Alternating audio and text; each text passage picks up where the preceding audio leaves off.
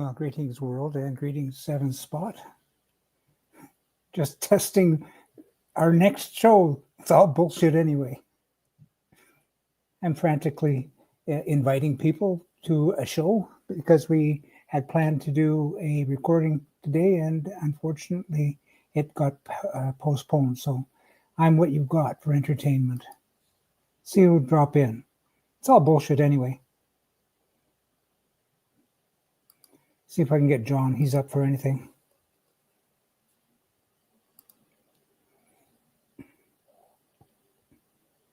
Topics of discussion are our new show. Well, of course, it's all bullshit anyway. Hope to do this daily, and it'll be just basically a kind of a call-in. But also, we're planning to do a weekly recording. I don't know. We'll call it Marketplace Deals and Steals. We want to see if we can create not a market for it, but just an evaluation. Just find some deals and steals and post them so that we can comment on them, and maybe we can invite some friends to. Oh, someone's looks like they're dropping in. Oh, hello, John. How are you? Evening. Cold. Got my heating on. It's nice and warm here, actually. Well, warmish relative to other places in our country. 9 degrees heights, top high for the day here in sunny Surrey, British Columbia. So tell us today what happened. You're about to do a recording over in Germany today. I'm just put my headphones in, Jim. Could you hear me okay still? Yeah. Yeah, I hear you fine. Brilliant. Yes. Yeah. So cold. Not done a lot today, to be honest. Yeah, you're a busy boy today. You were in on a planning session that I created for you when with Mike Rupp. Yes. No, actually, the planning session that you and I had about new shows. One being the Marketplace Deals and Steals. I mean, that could be the name of it. Who knows? But it's about kit cars and replicas and cars generally that we can find and just comment on the what we think of them and whether it's a good deal, it's a bad deal. So watch out for that. We got some. It could be interesting. Definitely, there's a lot of kit cars coming up for sale now as well. Yeah. Well, it's getting into driving season, isn't it? Exactly. Yeah. Some people have got. There's a guy who posted he's only got a budget of £3,500. I said, okay, you're probably in Robin Hood territory. I'm not being derogatory about Robin Hoods. They're absolutely fantastic cars. You obviously built to a budget. But what the common theme that keeps coming up is on a completely separate post. One guy said that, to be fair, the advertiser had, when he put the advert up, he had said, look, I'm advertising this as a track day only car because there's an issue with the registration. It's registered as a Ford. It clearly wasn't. It was, I won't name the mark. It wasn't a Robin Hood. It was some other mark. And I don't know, these new people coming onto the kit car scene, if they don't really know what they're looking for, if they don't check the V5 to make sure it is registered correctly, I keep telling them, it's going to need an IVA. You'll never get that road legal unless it's going to go through another IVA. So, yeah, just trying to get the help out there. That side of it too. I'm just very keen to look at values and see what's out there and see whether it's a good deal, bad deal, and maybe we can get Chris Hollier to join this show. And maybe, I mean, if anybody knows kit cars, he can tell which, if we find a kit that's unfinished, he can comment whether it's a good car to build or a bad car to build, or whether they can dedicate the rest of their life to trying to make it right. But exactly. So that kind of stuff. Yeah, exactly. Well, let's face it. Chris Hollier knows his stuff. He's built a few cars. There's about 140, I think. He's just done his Tiger Avon Rescue. Yeah. Tiger Avon Rescue build, which he bought for, I think he said 850 quid. Absolute steal. And that's going to be, well, it is. It's now up and running, and he's got that in for 3,400 quid. So it's going to be well under 4,000 quid. And he knows his stuff. He has got a proper workshop, lathes, milling machines, He's made a lot of stuff himself, lengthened the footwell. It still can be done on a budget, but you've got to know the car to look for. Well, he's also got the skill set. I mean, Yes. I built mine from a kit, and I managed to put it together in about a year and a half. Weekend warrior stuff. But with the stuff that he's doing is otherworldly. Put it that way, based on what I knew at that particular time. And I can do more now. I can actually weld. But I'm hoping to get that sort of thing. By the way, folks, it's all bullshit anyway. If anybody's interested in joining, Craig Hutchinson.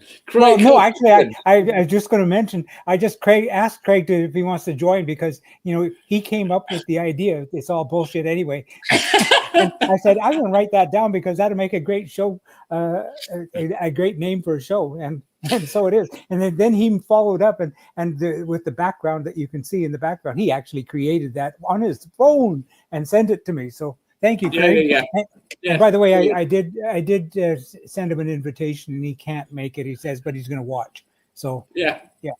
Hi, Craig. If you're watching, you're a really bad influence, and Northwest Kit Car Owners Group will not be next to you at the NEC show again. You want to have some public embarrassment? Send me a message at Jim Gould on Messenger, and I will make sure that I'll send you a link so you can join the show. So yeah. Excellent. So a lot going on at the moment, Jim, car show wise, and Craig was saying that he's got the NEC coming up. He's going to be gone on Wednesday. Yeah. So to do all the setup, man, that's a major undertaking. Holy crap. Yeah. And this is. I'm trying to sort out I'm trying to sort out the layout here, Jim. I don't know where I've gone with this. It's Yeah. There we go. That's better. You're welcome. Yeah. It's all free. but this is. I keep saying to people as well. We post up. Oh yeah, we're having this event. We're having Kit Fest. We're going to the NEC, and people don't realise just how much work goes on in the background to get that all sorted.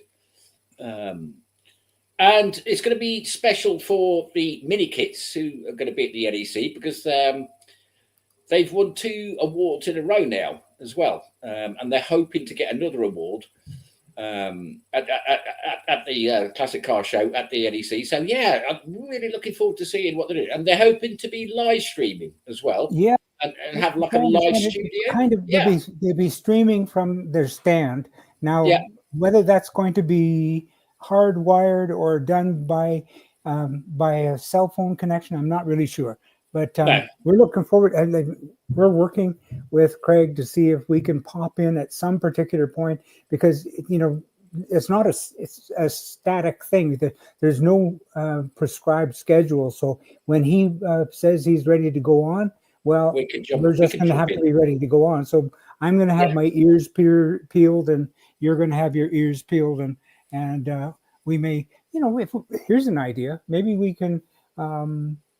Stream some previous shows about the NEC, and then comment over it, and then when he gives us the go, we'll beam in.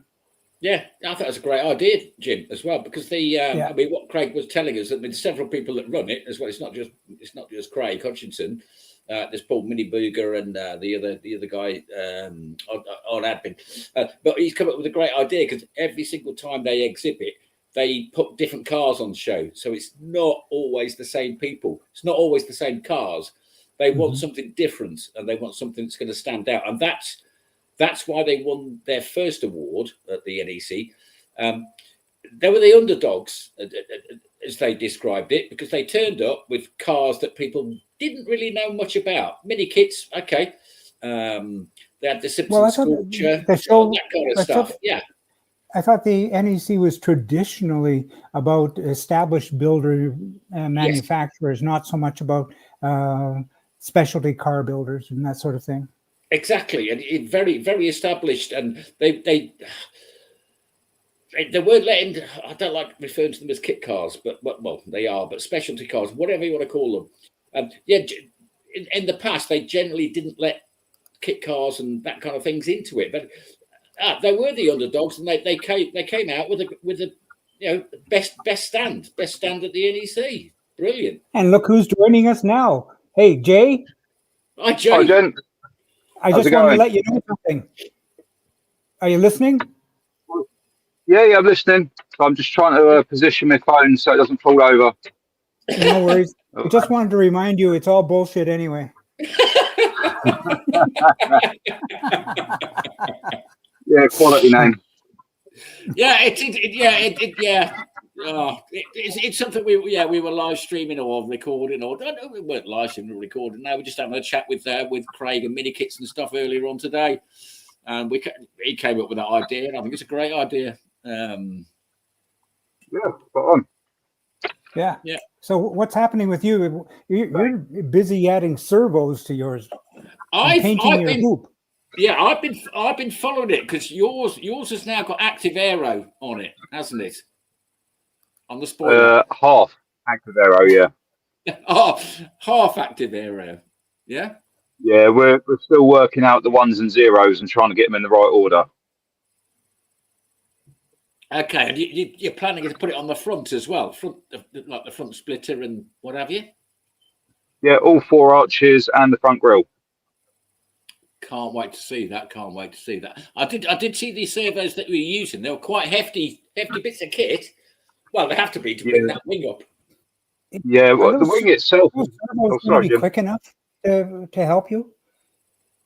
Right, I wanted to go faster, but faster ones are very expensive. Yeah, that's what I was wondering. Right. I wanted to prove the concept first. Yeah. Well, speaking of concept, this is what the marketplace deals and steals is going to be about. This is one that's for sale in British Columbia. Oh, nice. I saw that one. Yes, I saw that one. Yes. You've seen this one? Yeah. I've seen that. It came up through my feed. I took a quick look at it. Yeah, it looks nice. Well, I know nothing about it. It looks like it's. It doesn't look like it's a caterer or it's Lotus 7, but it says it's in Vancouver, British Columbia. We should maybe look them up and see if he'd like to tell us more. Yeah, definitely.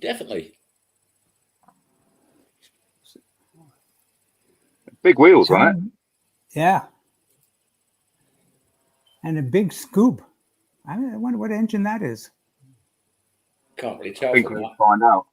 Yeah. Well, I'm going to look up Alexander SH wherever he is. Yeah, drop in and maybe I'll just drop in person. What do you think? Yeah, if he's not far from you, why not? We'd do a quick walk around and might help him sell his car if it's up for sale. Yeah, look at that! Make some noise, whoever that is. That'd be Craig. That'd be Craig, probably. Yeah. Hi, Craig. Too busy to join the show, but he can watch it and throw in his 2 bits. Well, he's too busy. He's too busy putting the stand together, I think. Well, he won't be doing that until Wednesday. Yeah. But I didn't realise as well that, for a weekend show, they're going to be there on the Wednesday, get everything set up. So it's not a 5-minute job. Everybody, the reason why we're doing this show is 5 minutes ago or 5 minutes before airtime, I received an obnoxious messenger message from someone who will remain anonymous, but whose initials are J, saying, "Is there a show tonight? So I got some entertainment." Was the obnoxious message from me?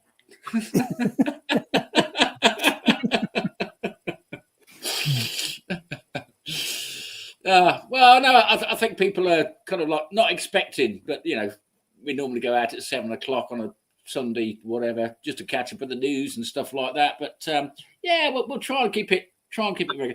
But we've just released issue number 4 as well of the 7 Spot Live magazine as well. Yeah, and thank you for participating in that.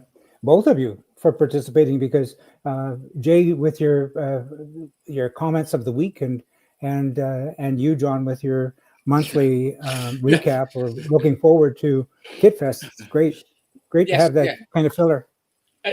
Jason, if you watch the videos that are embedded in that publication, we won't ask you to pronounce your second name again. All right, we know it's Smith. Yeah. I've already been through it. Well, I have now just sent Alexander SR a message saying, "Is it still available?" So it'll be interesting. Yeah, definitely see what he comes back with. As I say, there's loads of kit cars up for sale at the minute. Some, it's the right time to sell. You know, the weather's getting a little bit warmer. There's some great ones out there as well. Some great and MK sports cars as well. I've got some cracking cars up for sale. If you're going to have a look at their that's what I'm hoping to do. I would like to add to the deals and steals some when they take in a trade, because they do occasionally do that. Absolutely, we can, do a repost of what they've got for sale. Yes, exactly. Anything to help them not move them on. We don't want to look like Arthur Daly or whatever, but there are some cracking cars out there, some cracking good deals as well. We've got there's Kia as well, who's selling a Dax Rush, who runs the Just UK Kit Car Group, and it's up for such an unbelievable price. It's a cracking car. He's done a lot of work on it. I can't believe it hasn't sold already, to be honest. And we would only recommend as well. We're only going to recommend cars that we know of that are registered correctly, and ones that people should look at. There are some. Don't get me wrong. There are some ones out there that questionable on the registration, whether it's been cloned or not. So yeah, people do need to be aware of that. Yeah, I've seen a few dodgy ones this week registered as things that they're clearly not. Exactly. I've just sent Alexander a message, and he responded, and he said, "Yes, are you interested?" And I said, "I'm Jim from 7 Spot, and I'd love to do an interview. Might help you sell." All of a sudden, it's gone quiet at the other end. we have that. We have that effect on people. I did with my ex.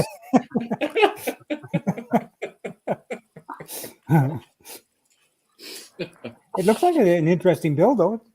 I mean, interesting from the picture. I mean, maybe it's just a weird picture, but it looks like it's inside an apartment building.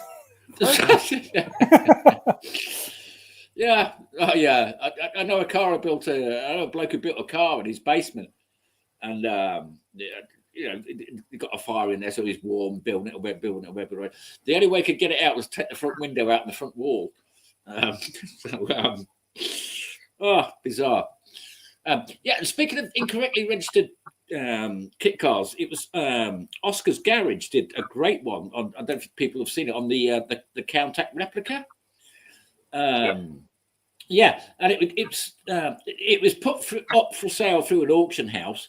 It had been described as a 5.7 litre engine. And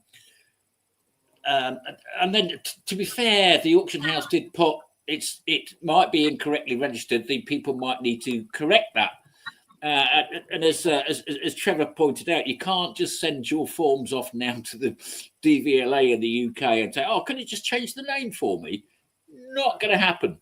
And then when you looked at the registration plate and looked it up at the guys, I got to jump in here. Alexander said, "Yeah, what do I need to do?" He's in for it. So I'm going to send him a link right now. Yeah. So I did giggle about that. I mean, we've all been around kit cars for quite some time. We know kind of like what we're looking at. We know when a car looks like a ringer, or is definitely not registered correctly. I mean, the main thing I keep telling people is if they go look at a kit car, before we even go and see it, ask the seller, what is it registered as car-wise on the V5? And then when you do go and see it, check that the engine number on the V5 matches the actual engine, and the chassis number matches the actual engine number. Otherwise, you're going to get yourself in a lot of trouble if you don't check on these kind of things. So I just sent him a link and see if he pops in. It should be entertaining. Yeah. It's all bullshit anyway, guys. It's just got it's got another message in there which I've just popped up on the screen. So it's great, these live comments coming in. Brilliant. Is that you typing away furiously? It's not me. No. This is nothing to do with me, this one. So he's looking for 37.5. I'm interested what he's got under the bonnet. It looks like it's a sharp enough build, though. Yeah. It looks nice. Yeah.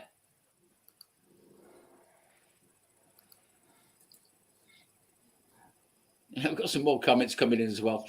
I mean, guys, this is a live show. We have got live comments in. We don't know where they're coming from. They could be coming from 7spot, could be coming through YouTube, because we do stream across many different channels. But yeah, great. Thanks for the comments, guys.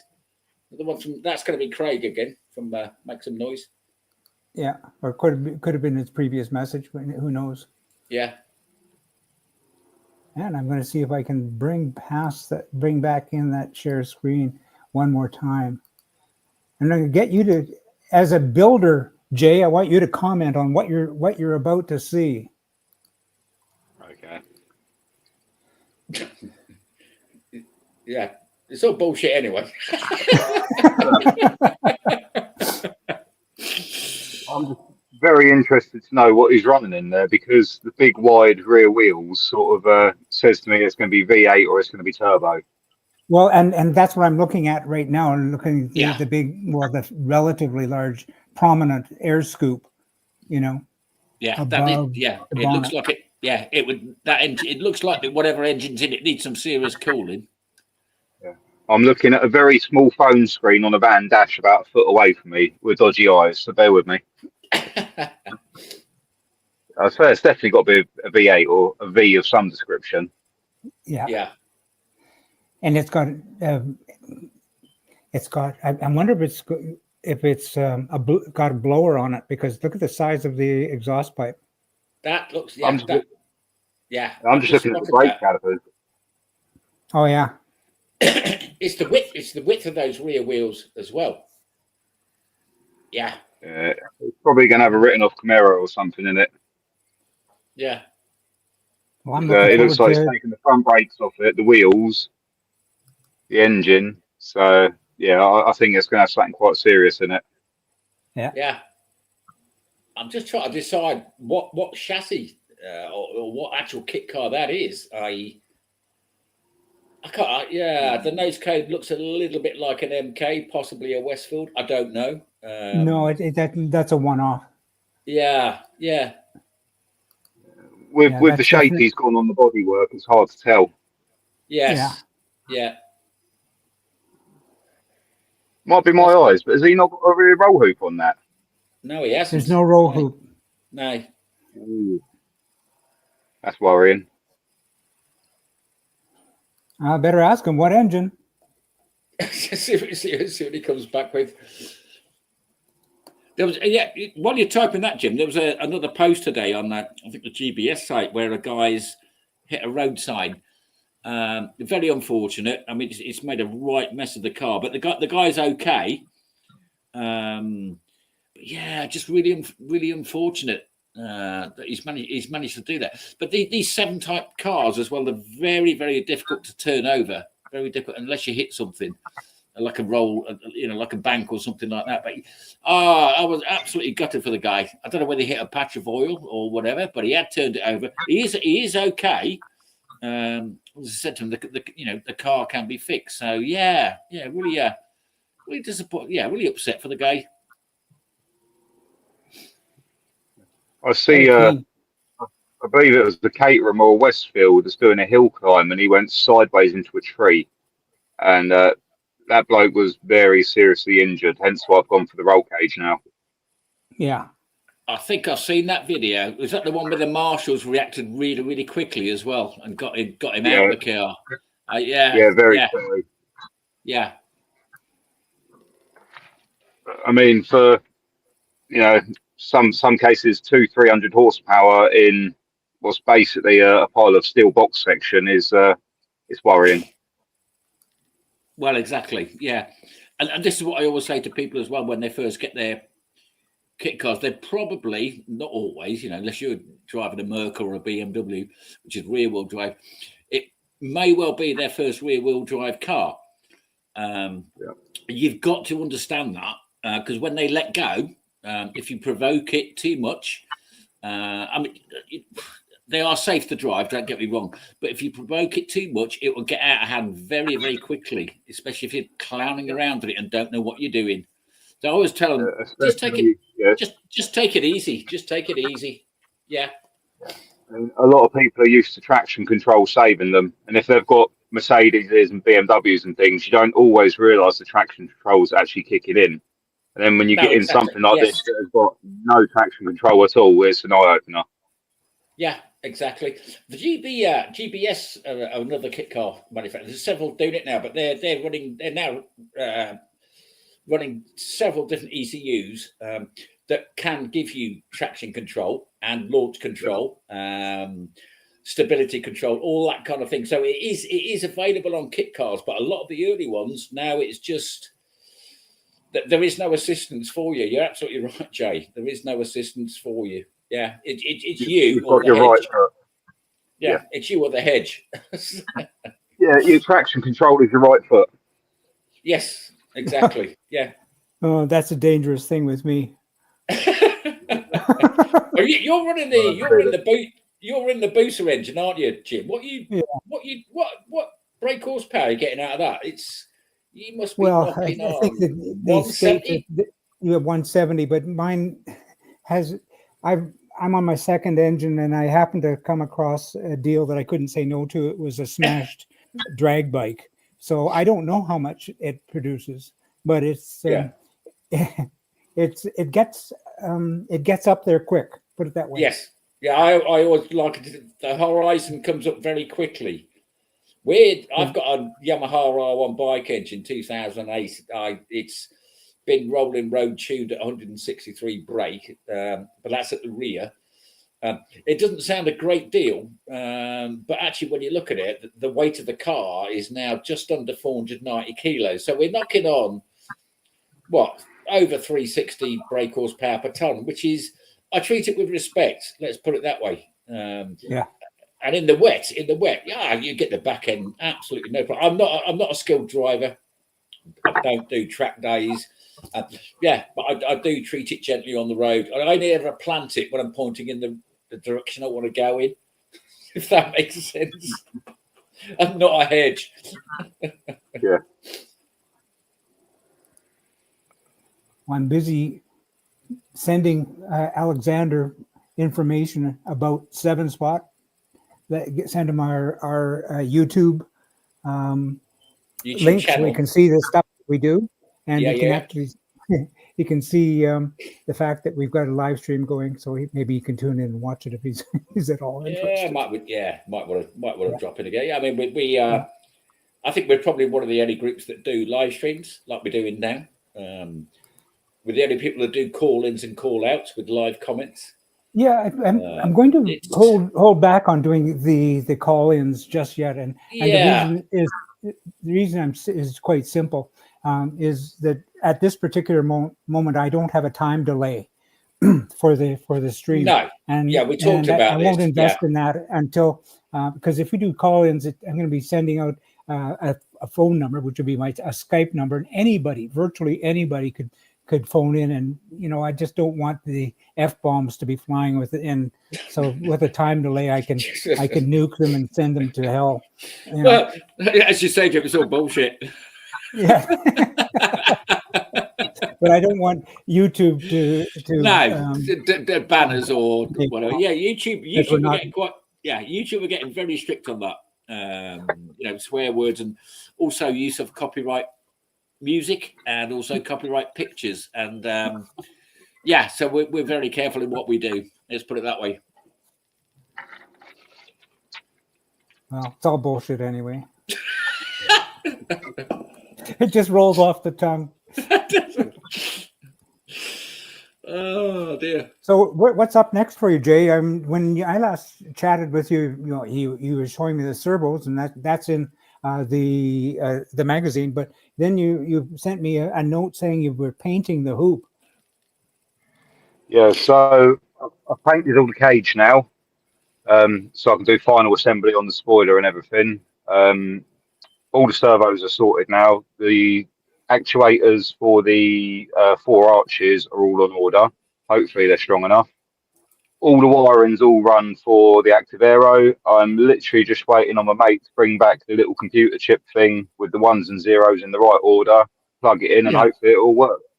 I'm interested in how that active Aero is going to work, because when you press the brake or whatever, the rear wing pops up, doesn't it? Have I got that right? Is it Arduino that you're going to be using to make it work? It is, yeah, Jim. So it's an Arduino, and then I've got basically separate controllers for the rear wings. The rear wing had to go on linear actuators because of the force. Yeah. I didn't think it'd be that bad, and then we looked into the math of it, and with the surface area of the wing versus wind speed at 100 mile an hour, it was actually quite frightening. So we've got linear actuators on the rear wing now. I believe it's 660 kilo that can pull force that has, and then I've got servo motors on all 4 arches to control the winglets on top of the arches. Wow.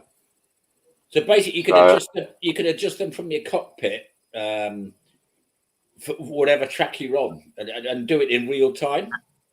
How we're doing it is, so it's on a sliding. I can't say the word for it. It's a geeky word, but basically it's a sliding switch that's hooked up to the brake pedal.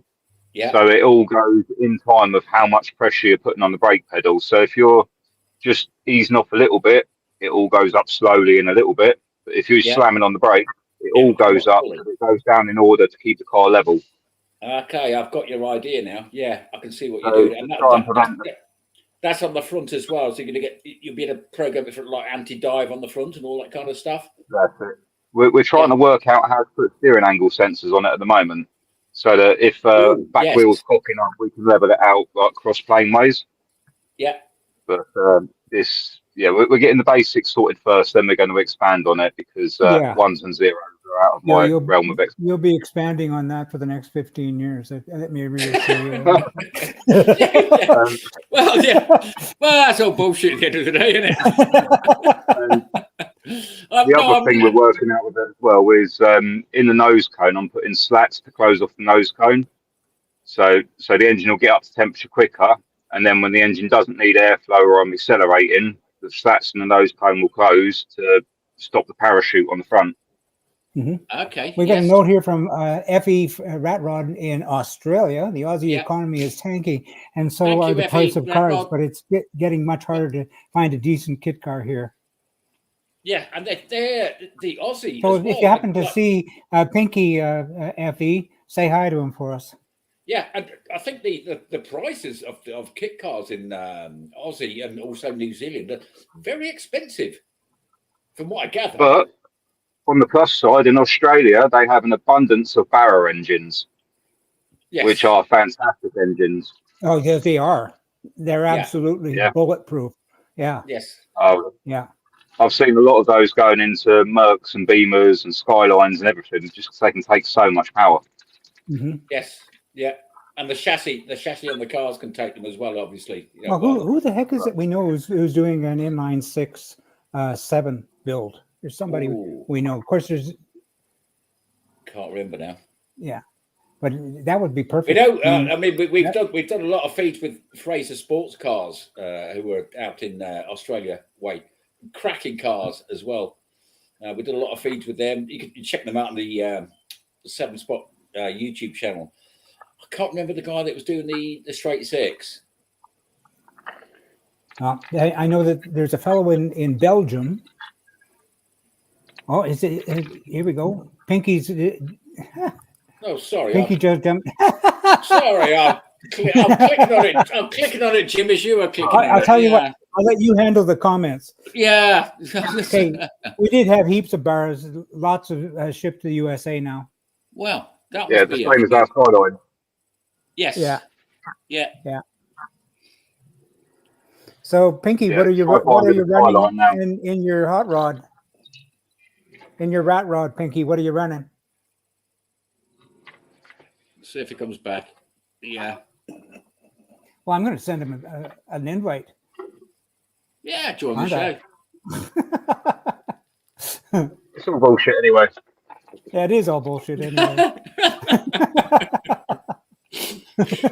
That Craig Hodgkinson has got a lot to answer for that tagline. Oh, hi, Craig.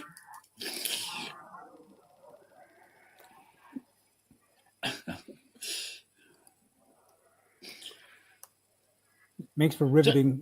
Yeah. So TV. Oh, absolutely. While you're just doing that, Jake, tell us about your body work again, because I've kind of got the concept now of what you're doing, because you fabbed it up in plaster of Paris, and then you're planning to skin it in carbon fiber, aren't you? And do it all yourself. But I don't know. You're not skimming it, are you?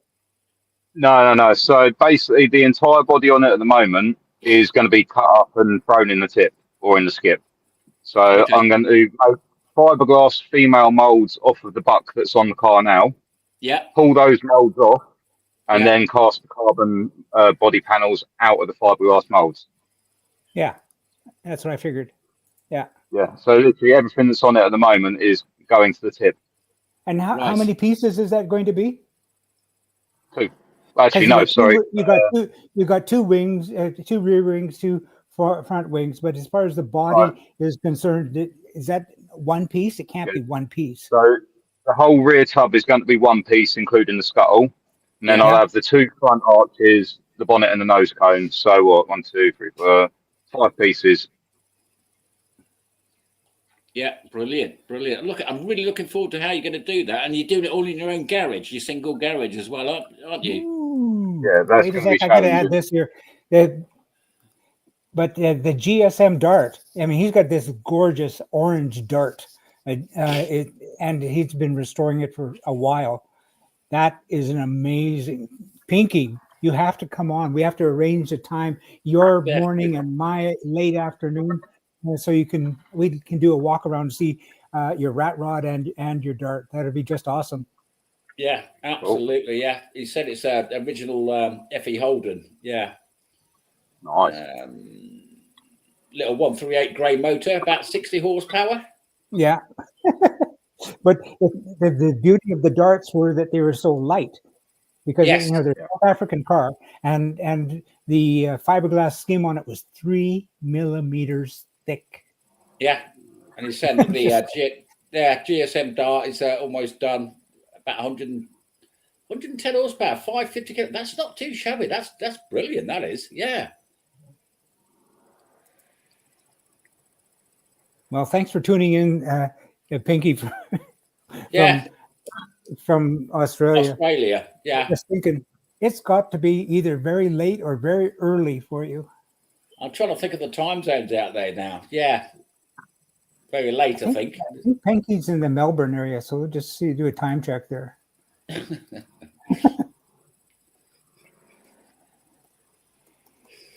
Carry on. 7:20 in the morning tomorrow. Early morning.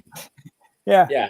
Well, good day, Pinky. On Monday, you better have yourself a cup of tea and get your ass off to work.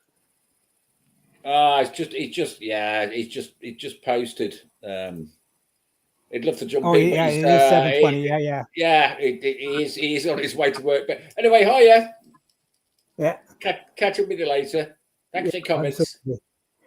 So on about this fiberglass skim, are you going to be doing it in just basically plain fiberglass color, or are you going to be putting a urethane finish on it, or are you going to have it painted? What are your plans? Right, so on the molds, I'm just using 420 gram chop strand mat. Then I'm going to put clear epoxy into that for the carbon, so the carbon will all be visible. Yeah. If I can get all the join lines to match up properly, if not, then I might paint it. Yeah. Right. Yeah, that's always the safe way. Yeah. The plan is visible carbon fiber. Yeah. Yeah. And especially, I mean, I'm no expert in carbon fiber. I've done fiberglass, and I know it drives you crazy because it gets up your skin and everything else. It never bothered me. I like working with fiberglass, but I hate fiberglass. Yeah, it doesn't bother me. So I don't know why. It's the itching. And some people can pick it up, handle it all day. It doesn't bother them. It just must be something with my skin. If I touch fiberglass, I'm cringing for days. Yeah. Itching and scratching. I know. Yeah, I'm the same. You get little fibers underneath the skin, and you're scratching for days. You can't really get it out. You can't actually see it because the fibers are so small. But you do know about it. Let's put it that way. Oh yeah. But carbon fiber is also worse. I mean, do not if you drill in carbon fiber, do not breathe them fumes in or dust particles. Well, there's all kinds of different ways of doing it, though. Are you using pre-preg? No, I'm just using normal cloth. I haven't got a massive autoclave and all those facilities, so I'm just going to use plain cloth and then wet lay it and then vacuum bag it. Yeah. Yeah. Well, good on you. We'll do a special show on the results after you've finished, and if it comes out painted white or whatever color your car is, we know that. We know what happened. Yeah, we will know what you've done. Well, you know what? I mean, there's absolutely nothing wrong with that either. I mean, we did that that interview, which is on the members site. And thank you, Jason, for becoming a member. On our show about the Enigma, and it has a lot of parts on it that are carbon fiber, but it's in white. It's in the color of that you purchased the car in, with the exception of the gills, which are now going to be just plain carbon. But there's a reason for that, because sometimes when you pull it off the mold, it doesn't come out exactly as you had originally wanted. Yeah, and there could be a little bit of rolling and sanding at the end. Yeah, I think it's the same with any kit car. It does need a little bit of fettling every now and again. I mean, a lot of the kit car manufacturers, ones like GBS have gone down the alley panel route on the bodywork, certainly for the sides. Did you add the comment that Pinky said he would love to jump in, but he's driving to work at 7:20? Yeah. Yeah. I think you had, yeah. Okay. Yeah. I'm a little bit late and not following up. Yeah. This is actually not bad, considering this is totally off the cuff. I want to do more like this. Jim, it is off the cuff, but it's all bullshit. Yeah. So anybody else who's interested in making a total fool of themselves, where to come. A text message on Messenger, and I'll send you an invitation. Yeah, you know where to come, mate. This is the comedy channel. Actually, it's not. It's not. Well, if you look at the 7-Spot YouTube channel, there's a lot of serious work we also do. Obviously, with the charities and stuff like that. But some great in-depth documentaries. I'm not going to bang on about it. Go and have a look at it. We're working on a few more as we speak. Yeah, we can't say and too actually, much. One of the shows is just bullshit anyway. Is I want to do a live show for channel members only. It'll be a live broadcast to them. We'll be, of course, broadcast it later. But I want it to be a Q&A with the channel members about what some of the topics that you might be interested in seeing. So we can 7-Spot. Exactly. Of course, we're building sevens, but there's the whole world of kit cars, the whole world of cars, out there. So let's keep it vibrant and keep it active and see what we can come up with. Absolutely. I mean, Effie Ratrod's just jumped in from Australia. I'll jump in on one time. Brilliant. Yeah, but brilliant. Catch you up on the next one. And as you know, Jim and Jason, I've been doing a lot of work on, just background information and just researching it on propane conversions for cars. And also, I know a couple of people that are running their cars on chip fat. And also, I know a couple of people that are running cars using marine diesel, marine outboard engines. And I've never understood why people don't use marine outboard engines in kit cars. So I'm doing a lot of research on that. So it should be interesting. I think that Jason and I were having a conversation about that just the other day, and we were talking about great big. What are they? Deltic. Yes, the Deltic engines. Yeah, the Deltic engines. Yes. In speedboat, Yeah. So fascinating. Fascinating. 2 strokes. Yeah, it was counterposing pistons. It's amazing. Yeah. But Jason knows a thing or two about them, and he, as I speak, he's having a vibration feeling in the center of his chest. Yeah. I must admit, I've ridden a lot of motorbikes as well, and I always rode 2-strokes, and the vibration from them was pretty terrible back in the. I'm going to give my age away now. Back in the 70s and 80s, mainly the 80s, and then I switched to a 4-stroke, and I got on it. There was no vibration. That was a Honda 400. A Honda 400 Super Dream, and there was no vibration whatsoever. So yeah, 2-strokes are great, but it's gonna, you'll grind your teeth on them. I'm just interested in the Jason? Versions. Oh no, definitely not. Every time I've got on a bike, I've fallen off of it. Yeah, I was a bike rider up until I was about 17 years old, and I was actually on a passenger when I was in Saskatchewan, and we were coming back from Prince Albert, Saskatchewan, to a little town called Nipawin, Saskatchewan, where I was living at the time, and we had a rear blowout at 60 miles an hour. Oh, and and managed to keep the bike upright. We were guessing until about 30 miles an hour. Yeah. And all I remember is taking 3 giant steps, bounds into what the bike went into a tree, into a telephone post. And thank God the telephone post was rotten. Otherwise I wouldn't be here. Yeah. And that was the end of my love affair with bikes. Of course, I put a bike engine in my car. Well, yeah, but I think different. Well, I think you can't fall off of your car. No, exactly. And I think don't give me any ideas.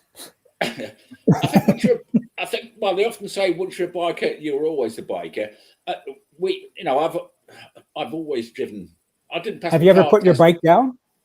Yeah, loads of times. I didn't pass my car test until I was 24, which is why I've always driven bikes, which is why our kit car was always going to be a bike engine. I wasn't interested. I've got I've got my daily car, a knackered old Merc with a normal engine. It was always going to be a bike engine. Interesting.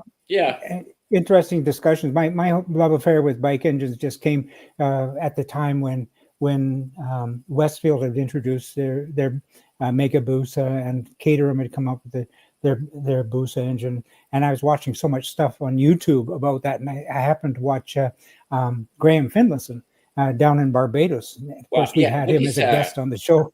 He's a great guy. With his electric car.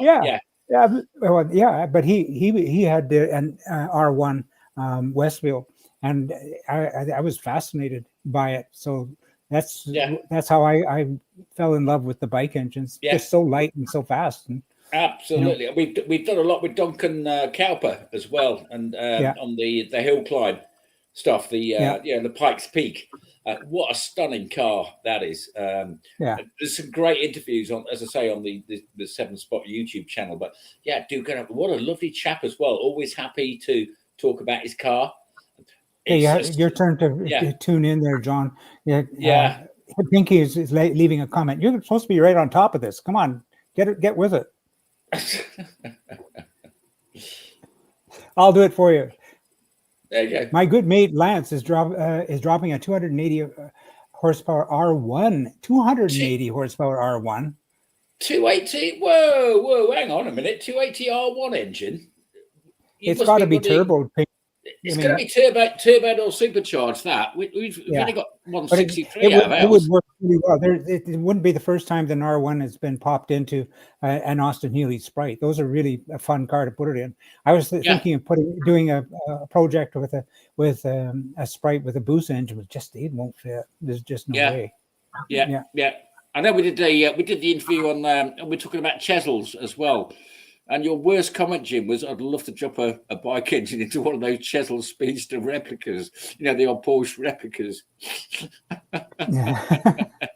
I do like that idea, but I'm a bit of an iconoclast. But then again, I think that now we're looking at the Facebook marketplace. There's all kinds of